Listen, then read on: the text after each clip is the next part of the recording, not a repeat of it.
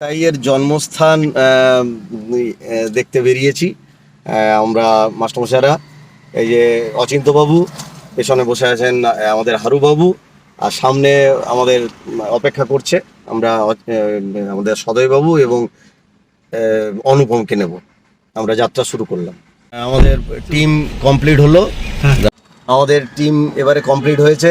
এই যে আমাদের অনুপম, আর পেছনে আমাদের সবার গাইড আমাদের সদয়বাবু, সদয়প্রভু, আর অচিন্ত্যবাবু তো আর হারুবাবুর সঙ্গে তো পরিচয় হয়েছে। তা আমরা চিত্রা মোড়ে আছি এখন। জাস্ট আমরা ছাড়লাম, সকাল 7টা বাজে। আমরা চললাম নিতাই বাড়ির উদ্দেশ্যে। সবাইকে স্বাগত জানাই আমার বেড়ানোর চ্যানেল এক্সপ্লোর উইথ এনডি-তে। আমরা 7টায় বেরিয়েছিলাম, এখন বাজে 8:45। আমরা প্রায় 1.25 ঘন্টাতে এই ইস্কন টেম্পলে আমরা উপস্থিত হয়েছি। কার পার্কিংয়ে গাড়িটা রাখলাম। এই সামনে ইস্কন মন্দির, সে বিখ্যাত। আমাদের এখানে থাকার ব্যবস্থা আছে। আমরা দেখি এখানে কিভাবে কোন রুমটা পাই এবং কিভাবে থাকি, সারাদিন আমরা কিভাবে কাটাবো। একচক্রা ভবন, এখানে আমরা ঢুকছি।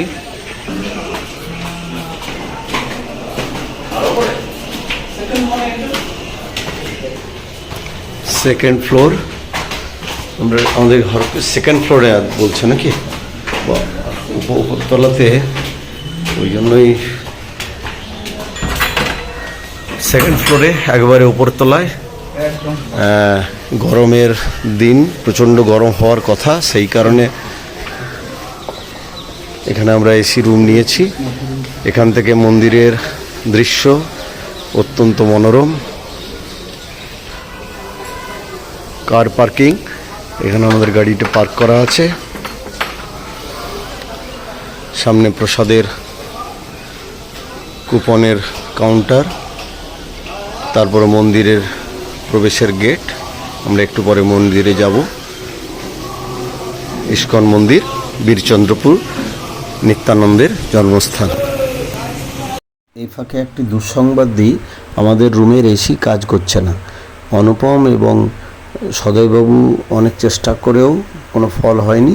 এই গল্প আমরা পরে শুনব। যাই হোক, আমরা মন্দিরের দিকে যাই, চলো।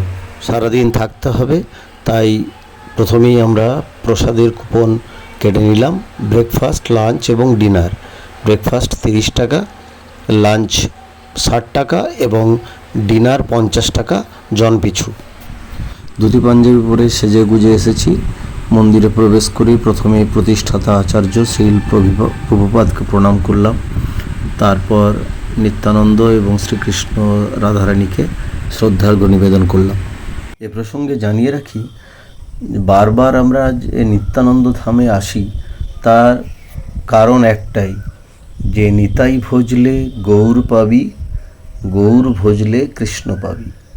অর্থাৎ এই নিত্যানন্দকে যদি আমরা না বুঝতে পারি তাহলে কিন্তু গৌর এবং তারপরে কৃষ্ণকে পাওয়া যাবে না। সুতরাং ভক্তির প্রথম স্তরে নিত্যানন্দ প্রভুকে আমাদের পেতেই হবে। তাই আমরা এই নিত্যানন্দের, মহাপ্রভু নিত্যানন্দের জন্মস্থান বীরচন্দ্রপুরে আমরা বারবার আসি। কথিত আছে, একবার এক ভক্ত গৌর সোজাসুজি নিত্যানন্দকে না জানিয়ে গৌরের সঙ্গে সম্পর্ক স্থাপন করতে গিয়েছিলেন। পরে নিত্যানন্দ তাকে রেগে অভিশাপ দেন যে তোমাকে এর প্রায়শ্চিত্ত করতে হবে, এবং পানিহাটিতে চিড়ে দই মহোৎসবের মাধ্যমে সেই প্রায়শ্চিত্ত একবার হয়েছিল। সকলের অবগতির জন্য জানাই, নিত্যানন্দ প্রভুর জন্মস্থান বীরচন্দ্রপুর প্রসিদ্ধ একচক্রা ধাম নামে।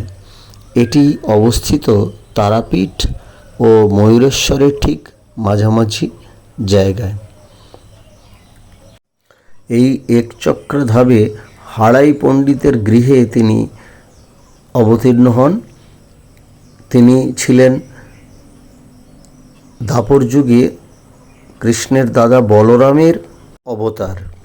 এই একচক্রা ধাম হল তার নিত্যানন্দ প্রভুর ছোটবেলাকার লীলাক্ষেত্র। এরপরে তিনি এক সন্ন্যাসীর সঙ্গে সারা ভারতবর্ষ ভ্রমণ করেন এবং তারপর তার সঙ্গে সাক্ষাৎ হয় আমাদের গৌর সুন্দরের এবং এরা দুজনে মিলে বৈষ্ণব সমাজে এক বিপ্লবের সূচনা করেন। ইতিহাস বা শাস্ত্র যাই হোক না কেন, এখানে এলেই কিন্তু আপনার প্রাণ জুড়িয়ে যাবে। এই এলাকার চারিদিকে ছড়িয়ে ছিটিয়ে বিভিন্ন দর্শনীয় স্থান, বিভিন্ন উপাসনালয় এবং ভোগগৃহ। প্রথমেই আমরা দর্শন করে নিলাম বাঁকারাই মন্দির। এটি নিত্যানন্দ প্রভুর পিতা হাড়াই পণ্ডিতের উপাসনা বিগ্রহ। রামচন্দ্রের পরম ভক্ত এবং আমাদের পূর্বপুরুষ এক হনুমান আমাদের স্বাগত জানালেন। বাঁকারাই মন্দিরের শ্যাম এবং রাই বিগ্রহ দুটি বাম দিকে ঈষৎ বাঁকা। এই মন্দিরের সামনে নাটমঞ্চটি অত্যন্ত মনোরম এবং এখানে বসলে বিগ্রহের দিকে তাকিয়ে থাকলে প্রাণ জুড়িয়ে যায়। এখানে ভোগের ব্যবস্থা আছে, সকাল 10টার মধ্যে কুপন সংগ্রহ করতে হয়। এরপর আমরা দর্শন করলাম জগন্নাথ মন্দির। পুরীর আদলে উড়িষ্যার মিস্ত্রি দ্বারা তৈরি করা এই মন্দিরটি অবিকল পুরীর জগন্নাথ মন্দিরের মতো সূক্ষ্ম কারুকার্য এবং বিগ্রহটি চমৎকার। এখানেও কুপনের মাধ্যমে প্রসাদ এবং মহাপ্রসাদ বিতরণ করা হয়। এরপর আমরা দর্শন করলাম শ্রী চৈতন্য সারস্বত মঠ। এখানেও থাকা এবং ভোগ পাওয়ার ব্যবস্থা আছে। একচক্রাধামের সবচেয়ে প্রাচীন দ্রষ্টব্য বিষয় এই পাণ্ডবতলা বা নিধুবন। কথিত আছে অজ্ঞাতবাসে থাকাকালীন কুন্তিসহ পঞ্চপাণ্ডবের সঙ্গে মহাকবি ব্যাসদেবের মিলন হয় এই স্থানে। অত্যন্ত পবিত্র এই স্থান। এখানেও প্রসাদের ব্যবস্থা আছে। একচক্রাধামে বেড়াতে এসে যে স্থানটি দর্শন না করলে অপূর্ণ থেকে যাবে সেটি নিত্যানন্দ প্রভুর জন্মস্থান, যেটা নিতাই বাড়ি নামেও প্রসিদ্ধ। ভেতরে ক্যামেরা বা মোবাইল নিষিদ্ধ, তাই এই স্থানের মাহাত্ম্য দেখানো গেল না। অত্যন্ত পবিত্র এই স্থানে নিত্যানন্দ প্রভুর বাসগৃহ, হাড়াই পণ্ডিতের ধ্যানগৃহ এবং প্রসাদ গৃহ আছে। কথিত আছে বৃন্দাবন যাওয়ার পথে শ্রী চৈতন্যদেব এখানে একটি বৃক্ষের তলায় বেশ কিছুক্ষণ বিশ্রাম করেছিলেন।